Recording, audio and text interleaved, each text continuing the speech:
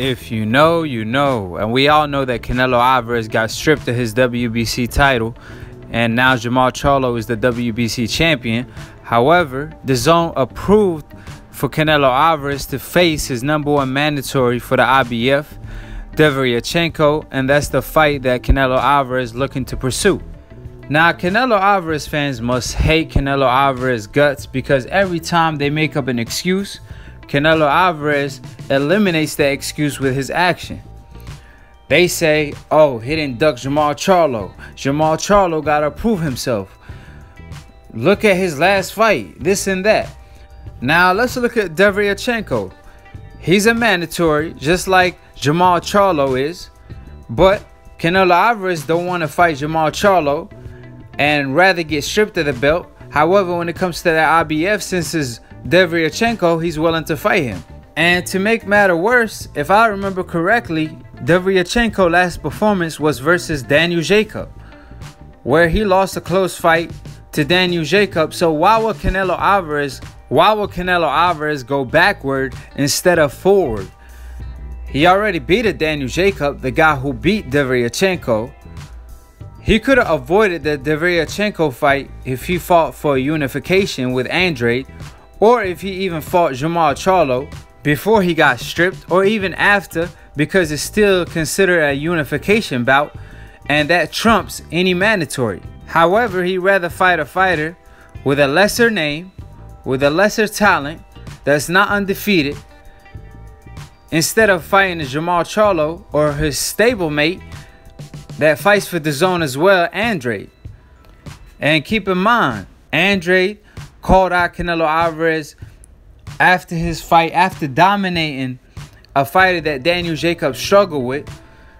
And he called Canelo Alvarez a fighter with no cojones.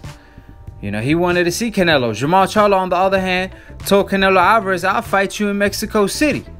But Canelo Alvarez rather face a fighter that no one was calling for. This is a fight nobody was really calling for.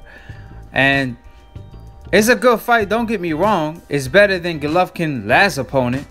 And obviously, Canelo Alvarez don't want to face the best competition, even though he want to unify the division. But he been ducking Charlo and Andrade since 154. This ain't nothing new. And it will continue to go on till Canelo Alvarez grow some cojones like Andrade told him to. Keep in mind, Andrade done call him the B word. Charlo already called him all type of names. And Canelo just keep on ignoring these guys like they don't exist, even though these are the fights that will define Canelo Alvarez's career in the middleweight division. Now, that being said, Derevyanchenko is still a good fight, but obviously is a winnable fight for Canelo Alvarez. And now Golovkin, he's stuck in the mud. Now he got to face somebody. He can't cherry pick his whole career. And Canelo Alvarez don't want Gennady Golovkin to clout chase off of him and eat off of him. So he want Gennady Golovkin to step up and fight somebody to intrigue the fans, because even I and a lot of fans are not interested in a trilogy match between Canelo Alvarez and Gennady Golovkin. Gennady Golovkin haven't did a thing since he lost to Canelo, and since he felt that he won that fight, well, why don't you fight the Andrades of the world and the Charlos of the world? But he rather duck Charlo as well and turn down a fight with Andrade. So we all know what time it is when it comes to Gennady Golovkin. He's the most hyped fighter for the past decade, and he will also go down in history as the biggest cherry picker of all time. I mean, the man won't fight nobody. He stay fighting no names.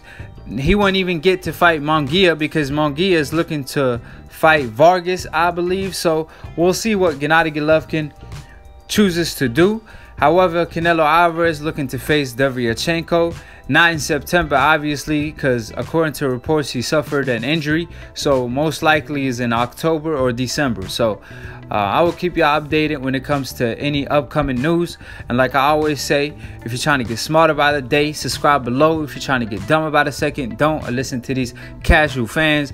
And follow Toon Boxing on Instagram for the funniest boxing memes.